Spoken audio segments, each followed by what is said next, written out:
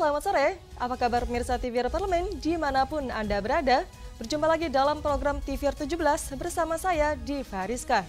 Tepat pukul 17 waktu Indonesia Barat, kami hadirkan kepada Anda sejumlah informasi paling baru dan menarik seputar kinerja dan kegiatan DPR RI yang telah disajikan oleh redaksi TVR Parlemen.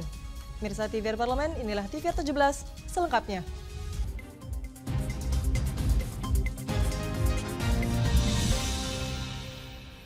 Pemirsa, kita awali TVR 17 sore ini dengan berita dari pimpinan DPR RI yang berharap warga dapat menerima hak prioritas dari dampak pembangunan Rempang Eco City dan segera memperoleh pengganti hunian sebelum terjadi penggusuran. Rencana pembangunan Rempang Eco City yang menimbulkan konflik dengan warga setempat perlu diselesaikan dengan cara kekeluargaan. Wakil Ketua DPR RI Muhaimin Iskandar mendesak pemerintah untuk menyediakan tempat tinggal baru atau relokasi bagi warga yang terdampak, bukan penggusuran secara tiba-tiba. Gus Muhaimin berharap warga bisa menerima hak prioritas dari dampak tersebut dan segera memperoleh pengganti hunian sebelum terjadi penggusuran. Relokasi tempat tinggal baru juga diharap tidak terlalu jauh dari tanah asal warga agar tradisi budaya masyarakat Rempang tetap terjaga. Mestinya pembangunan ini mengedepankan apa yang disebut proses dialog, di mana warga setempat atau yang menggunakan tanah negara mendapatkan prioritas. Nah, tentu karena ini sudah turun-temurun, tidak kemudian menjadi presiden orang seenaknya, tidak. Tapi ini sudah turun-temurun dengan tradisi yang kuat, maka solusinya dialog dan tidak penggusuran tapi bisa jadi negosiasi penggeseran lokasi misalnya. Dan jangan digusur dulu sebelum penggantiannya sudah baik, sudah tepat. Gitu. Misalnya kalau di situ buat industri, maka tempat pengganti barunya sudah jelas, jangan diungsikan di mana jadi panik masyarakat. Kalau sudah panik akhir terjadi konflik yang memanas. Nah, karena itu kembali ke khitoh lah. Yaitu khitoh menjadikan pembangunan ini produktif, bermanfaat, dan humanis. Kedepannya, Gus Muhaimin mewanti-wanti agar investasi jangan sampai merugikan masyarakat, terutama masyarakat lokal. Pemerintah juga harus mengedepankan dialog bersama masyarakat sebelum memulai investasi. Dari Jawa Timur, Bani TVR Parlemen melaporkan. Kita beralih ke berita mengenai Komisi 1 DPR RI yang merekomendasikan anggaran alutsista TNI sebesar 1% dari PDB Indonesia. Komisi 1 DPR RI mendorong pemerintah mengalokasikan anggaran untuk peremajaan dan perbaikan alutsista TNI dalam rangka mendukung pelaksanaan tugas TNI menjaga keutuhan wilayah NKRI. Ketua Tim Kunjungan Spesifik Komisi 1 DPR RI ke Markas Divisi Infanteri 1 Kostrat di Cilodong, Jawa Barat, Utut Adianto menyatakan, Panja Alutsista Komisi 1 merekomendasikan anggaran untuk alutsista TNI sebesar 1% dari PDB Indonesia. Namun alokasi anggaran pertahanan baru mencapai 135,4 triliun rupiah, itu pun sudah termasuk gaji prajurit dan sarana prasarana. Utut menyampaikan penghargaan dan apresiasi yang tinggi kepada seluruh prajurit TNI yang tetap siap mengabdi kepada bangsa dan negara meski dalam kondisi alutsista dan sarana prasarana yang terbatas. Kita bangga dengan teman-teman dalam kondisi dan situasi apapun mereka siap. Kesetiaan mereka kepada negara inilah yang harusnya dicontoh oleh kita yang sipil-sipil ini. Jadi kita jangan kebanyakan mengkritik, inilah mereka, kesetiaan mereka kepada negara luar biasa dan saya yakin TNI bersama Polri menjadi pilar terpenting dalam menjaga keutuhan NKRI. Panglima Divisi Infanteri 1 Kostrat Maijen TNI Bobi Rinal Makmun menjelaskan, secara umum kondisi alutsista di kesatuannya sudah baik, namun untuk mencapai kondisi ideal masih diperlukan penambahan dan perbaikan sejumlah alutsista yang rusak. Dan harapan kami ke depan dengan penyampaian tersebut ada realisasi yang bisa dijalankan di kemudian hari. Demikian. Dari Jawa Barat, Syahroni, TVR Parlemen melaporkan. Berita selanjutnya mengenai Komisi 4 DPR RI yang berharap pemerintah untuk menyerap beras dari petani lokal dengan harga yang bagus agar dapat memenuhi pangan masyarakat juga mensejahterakan para petani. Komisi 4 DPR RI menyoroti kinerja Bappenas dan Bulog dalam menjaga stabilitas harga pangan, karena saat ini petani lokal masih belum memperoleh harga jual yang sesuai serta sulit bersaing dengan beras impor. Dalam kunjungan kerja ke sentra Bulog Jawa Timur, anggota Komisi 4 DPR RI Rizky Aprilia mendorong keberpihakan pemerintah terhadap petani lokal dengan cara menyerap beras dari petani lokal dengan harga yang bagus. Rizky juga meminta Bappenas untuk membuat rencana kerja berjangka agar bisa dijalankan oleh seluruh lembaga terkait untuk menyejahterakan petani dan memenuhi pangan rakyat. Jadi jangan masyarakat ini diajak pusing dengan kebijakan. Mereka tahunya kami Komisi 4 apapun judulnya kepengen petani itu tersenyum dan bahagia. Karena jangan sampai kita ngomong kesejahteraan petani harus ditingkatkan nilai tukarnya, tapi faktualnya itu tidak pernah terjadi. Wakil Ketua Komisi 4 DPR RI, Anggia Ermarini meminta Bappenas selaku pembuat kebijakan untuk segera mengevaluasi HPP agar Bulog dapat menyerap beras dari petani lokal.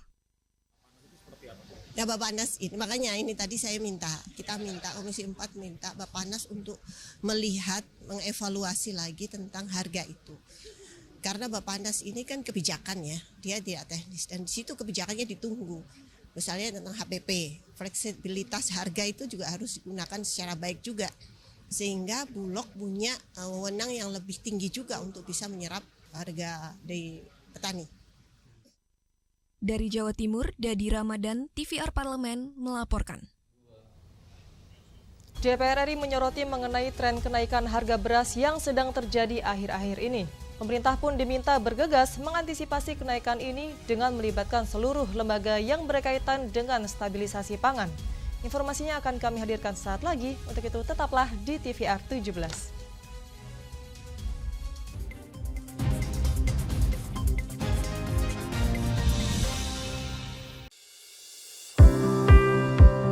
Mengenal tugas dan fungsi DPR RI. Dewan Perwakilan Rakyat atau DPR adalah lembaga negara yang mewakili aspirasi rakyat. Kehadiran DPR RI merupakan salah satu bukti bahwa Indonesia merupakan negara demokrasi. Sebagai salah satu lembaga perwakilan rakyat, apa saja tugas dan fungsi yang diemban DPR RI? Berdasarkan pasal 20A ayat 1 Undang-Undang Dasar 1945, DPR memiliki 3 fungsi, yakni fungsi legislasi, anggaran, dan pengawasan. Tugas dan wewenang DPR berbeda untuk setiap fungsinya. Yang pertama, fungsi legislasi.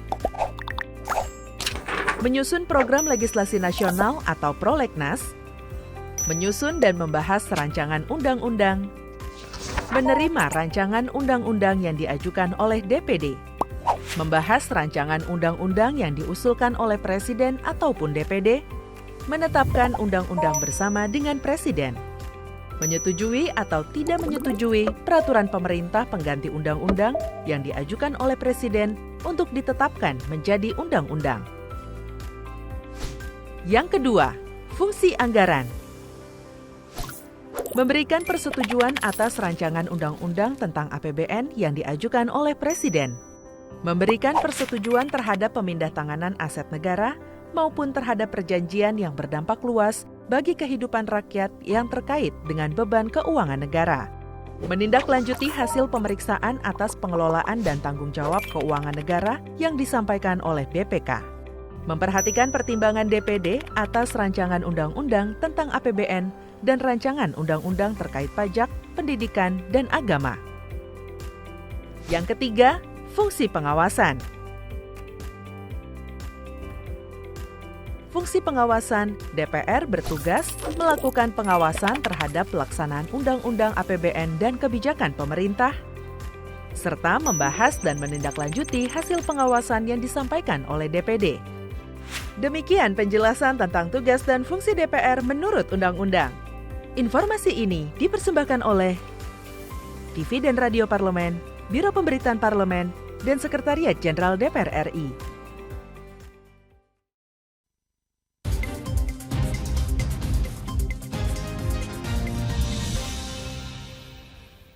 Pemirsa, Anda kembali bersama kami di TVR 17. Kenaikan harga beras ini sudah terjadi sejak awal Agustus lalu. Fenomena El Nino serta faktor logistik dan spekulan beras dinilai menjadi faktor penyebab terjadinya lonjakan harga beras di pasaran. Oleh karena itu, DPR RI berharap pemerintah membuat strategi khusus agar harga beras tidak terus melonjak sehingga semakin mempersulit perekonomian masyarakat.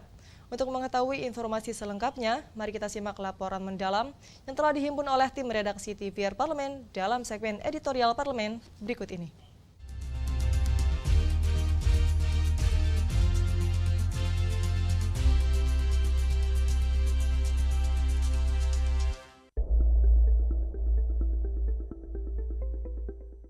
Fluktuasi harga komoditas pangan masih menjadi tantangan yang harus segera diatasi oleh pemerintah. Pasalnya, saat ini disparitas harga pangan masih terjadi di sejumlah daerah di Indonesia.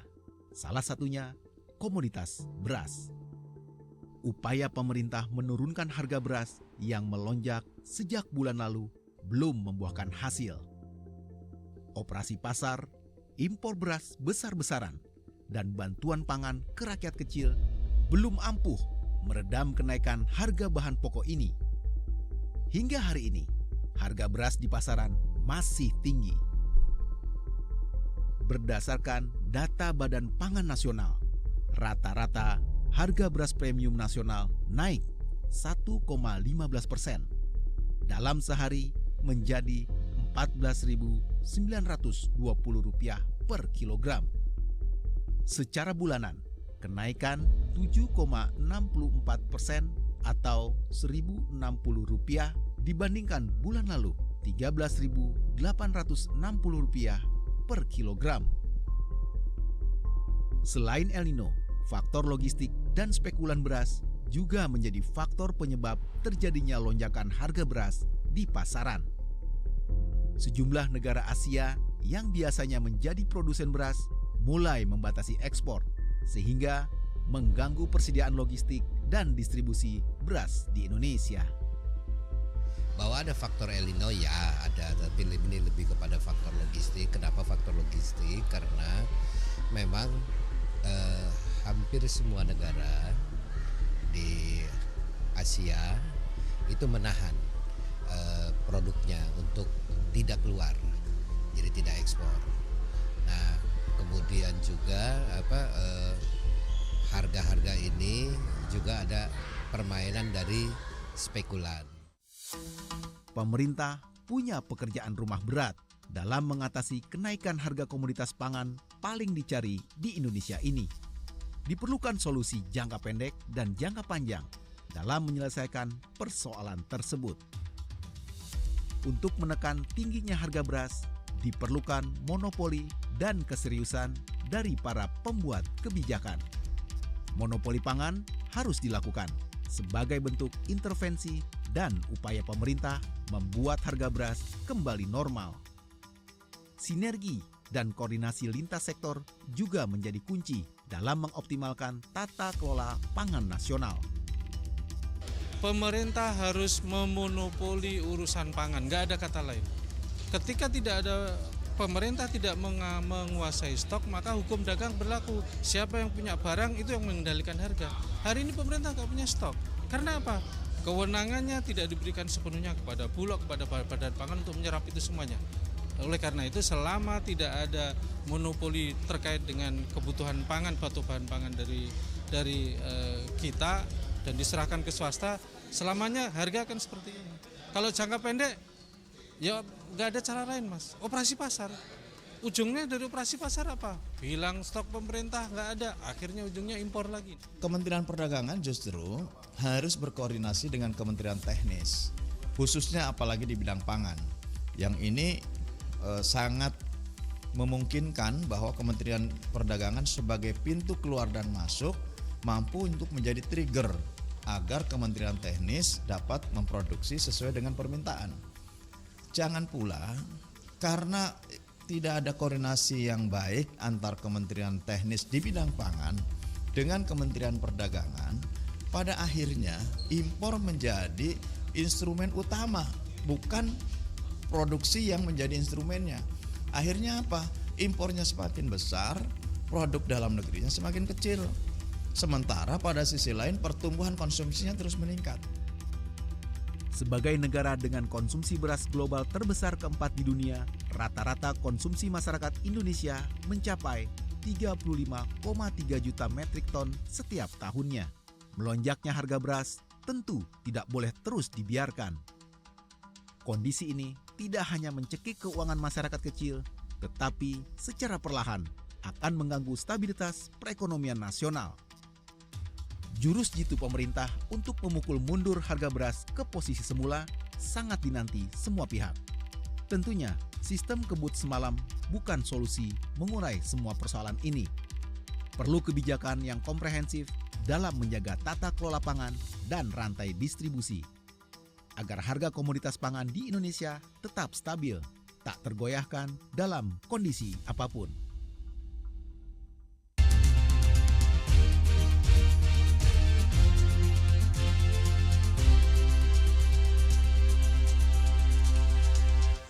Pemirsa, tingkat literasi di Indonesia saat ini dinilai masih rendah dibandingkan dengan jumlah penduduknya yang mencapai sangat besar. Saksikan informasi selengkapnya, untuk itu jangan kemana-mana, tetaplah bersama kami di TVR 17.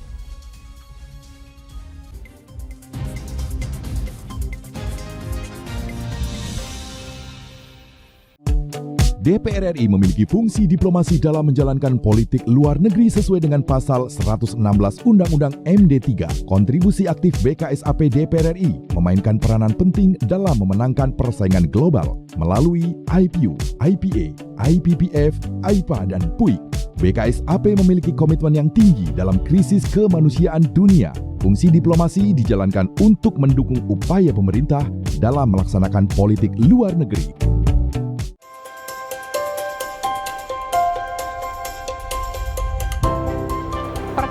Dalam sejarah Indonesia, tahun 2024 kita mengadakan pemilu serentak, legislatif dan eksekutif baik di tingkat pusat maupun daerah.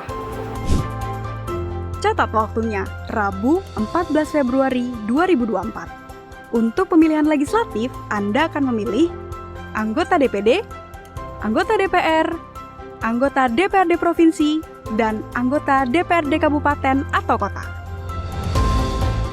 Selain pemilu legislatif, Anda juga akan memilih presiden dan wakil presiden loh pemirsa. Di bulan November, tepatnya Rabu 27 November 2024, juga akan diadakan pemilihan kepala daerah atau pilkada serentak. Dalam pilkada nanti, Anda akan memilih gubernur dan wakil gubernur, bupati dan wakil bupati, serta wali kota dan wakil wali kota. Nah, pemirsa sudah tahu kan waktunya? Kini saatnya Anda untuk mempersiapkan diri. Kenali calon-calon wakil rakyat dan pemimpin Anda dengan baik.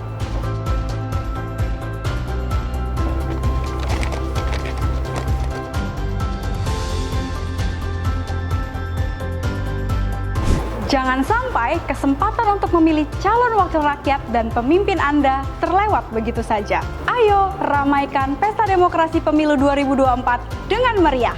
Demi masa depan bangsa Indonesia.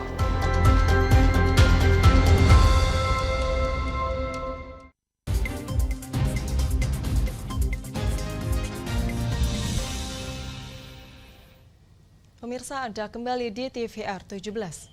Dilansir dari data UNESCO, hanya 0,001% saja masyarakat Indonesia yang memiliki minat baca, yang artinya dari 1.000 orang Indonesia, hanya 1 orang yang suka dan aktif membaca. Menanggapi hal tersebut, anggota Komisi 10 DPR RI, Nuroji, mendorong adanya pengembangan akses dan sarana prasarana melalui peningkatan anggaran perpustakaan. Mari kita simak liputan selengkapnya bersama rekan kami, Alfat Rizky.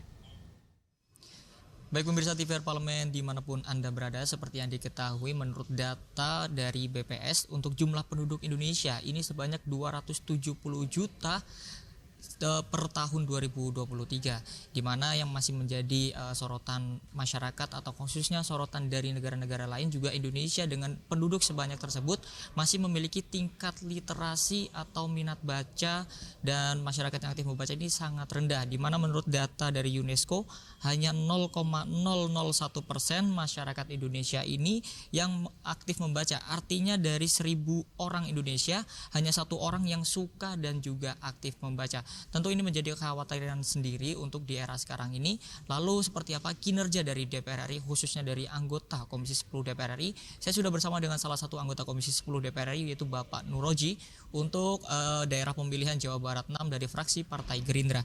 Pak, Bapak melihatnya seperti apa Pak? Ini Indonesia ini dengan jumlah penduduk yang besar tapi tingkat literasinya ini masih rendah Pak hingga saat ini Pak.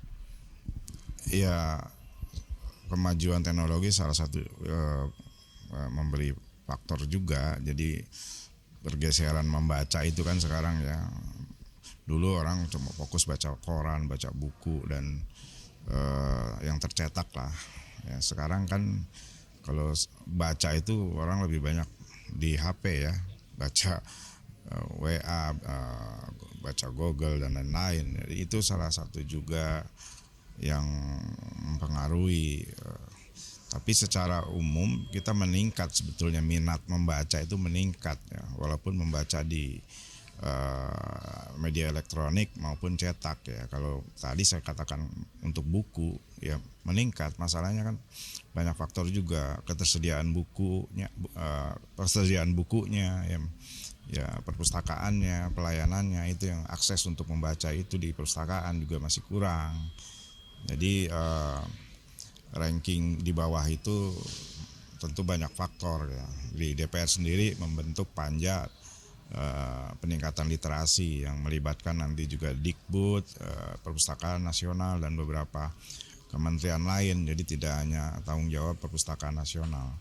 Nah, program-program di Perpustakaan Nasional juga sudah mengarah ke upaya peningkatan literasi kita ya. Banyak sekali terobosan-terobosan melalui perpustakaan digital ya, kemudian juga program-program perpustakaan inklusif dan lain-lain, itu sangat mendorong minat untuk peningkatan minat baca masyarakat.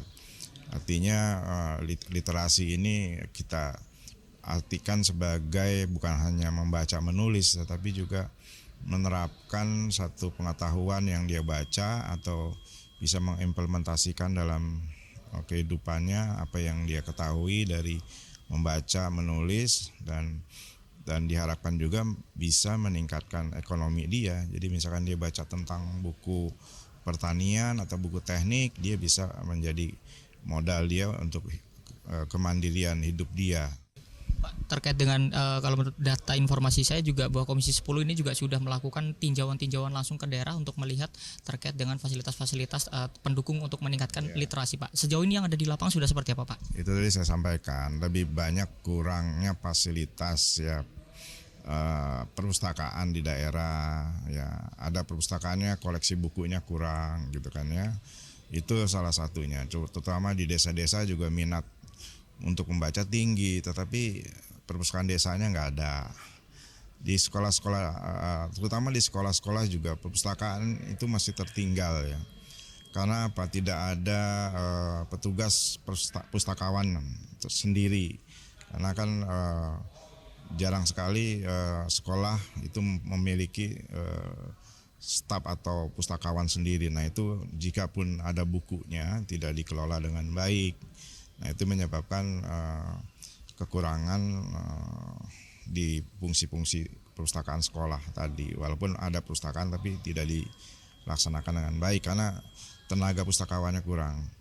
Pak, kalau misalkan kita melihat sekarang sudah banyak perpustakaan yang mulai bertransformasi untuk menjadikan perpustakaan itu menjadi tempat nongkrong dan sebagainya. Itu mungkin salah satu meningkatkan minat baca juga. Nah, itu ke depan akan seperti apa kinerja dari DPR, sinerginya dengan pemerintah untuk bisa mendorong terkait biar masyarakat ini tertarik untuk datang ke perpustakaan? Ya itu udah kita ketahui dengan raker-raker kita dengan Perpustakaan Nasional. Mereka punya program tadi ya, membangun perpustakaan yang dengan konsep baru ya, konsep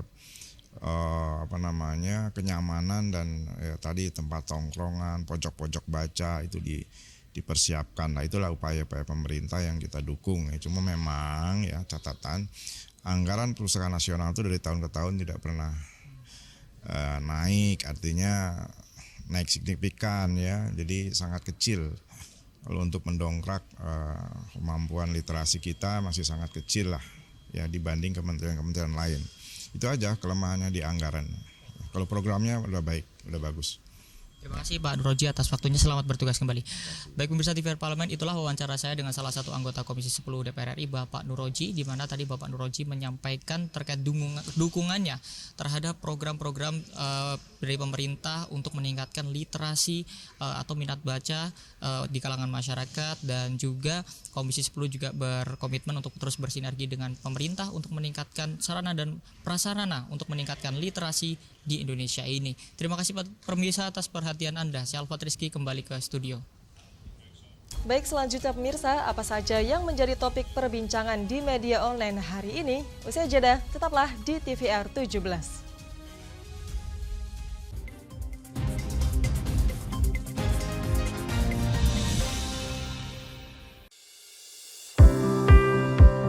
Mengenal tugas dan fungsi DPR RI. Dewan Perwakilan Rakyat atau DPR adalah lembaga negara yang mewakili aspirasi rakyat. Kehadiran DPR RI merupakan salah satu bukti bahwa Indonesia merupakan negara demokrasi. Sebagai salah satu lembaga perwakilan rakyat, apa saja tugas dan fungsi yang diemban DPR RI? Berdasarkan pasal 20A ayat 1 Undang-Undang Dasar 1945, DPR memiliki 3 fungsi, yakni fungsi legislasi, anggaran, dan pengawasan. Tugas dan wewenang DPR berbeda untuk setiap fungsinya. Yang pertama, fungsi legislasi. Menyusun program legislasi nasional atau prolegnas, menyusun dan membahas rancangan undang-undang, menerima rancangan undang-undang yang diajukan oleh DPD, membahas rancangan undang-undang yang diusulkan oleh Presiden ataupun DPD, menetapkan undang-undang bersama dengan Presiden, menyetujui atau tidak menyetujui peraturan pemerintah pengganti undang-undang yang diajukan oleh Presiden untuk ditetapkan menjadi undang-undang. Yang kedua, fungsi anggaran. Memberikan persetujuan atas rancangan undang-undang tentang APBN yang diajukan oleh Presiden. Memberikan persetujuan terhadap pemindah-tanganan aset negara maupun terhadap perjanjian yang berdampak luas bagi kehidupan rakyat yang terkait dengan beban keuangan negara. Menindaklanjuti hasil pemeriksaan atas pengelolaan dan tanggung jawab keuangan negara yang disampaikan oleh BPK. Memperhatikan pertimbangan DPD atas rancangan undang-undang tentang APBN dan rancangan undang-undang terkait pajak, pendidikan, dan agama. Yang ketiga, fungsi pengawasan. Fungsi pengawasan, DPR bertugas melakukan pengawasan terhadap pelaksanaan Undang-Undang APBN dan kebijakan pemerintah, serta membahas dan menindaklanjuti hasil pengawasan yang disampaikan oleh DPD. Demikian penjelasan tentang tugas dan fungsi DPR menurut Undang-Undang. Informasi ini dipersembahkan oleh TV dan Radio Parlemen, Biro Pemberitaan Parlemen, dan Sekretariat Jenderal DPR RI.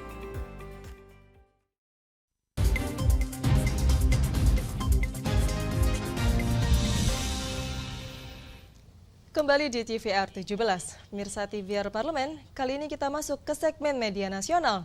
Mari kita simak isu apa saja yang menjadi sorotan media serta tanggapan dari sejumlah anggota Dewan bersama rekan kami, Zia Ulbar.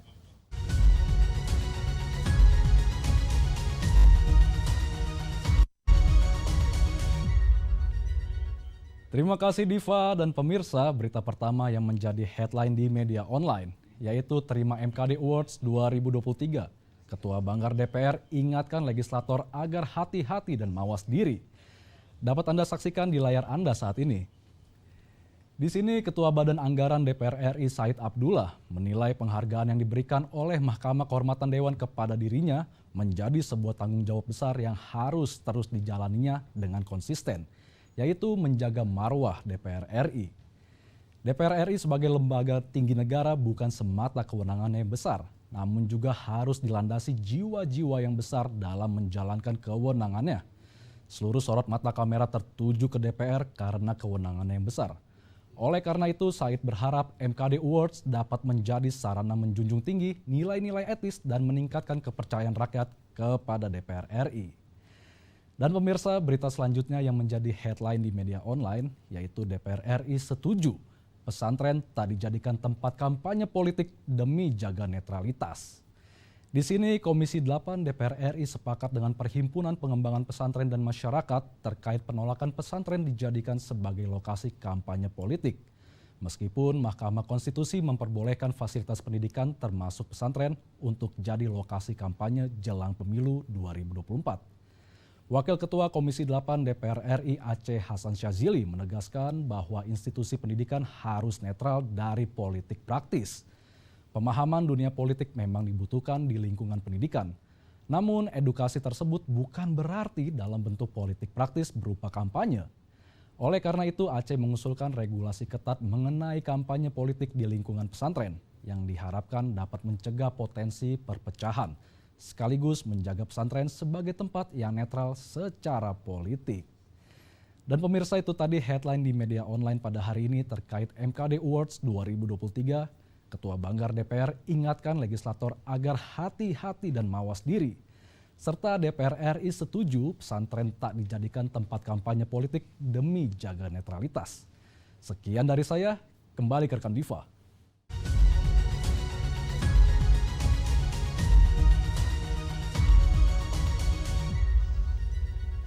Terima kasih rekan Zia yang telah menyampaikan sejumlah sorotan dari media online nasional pada hari ini. Mirsa TVR Parlemen, segmen media online tadi sekaligus menutup program TVR 17 edisi sore hari ini.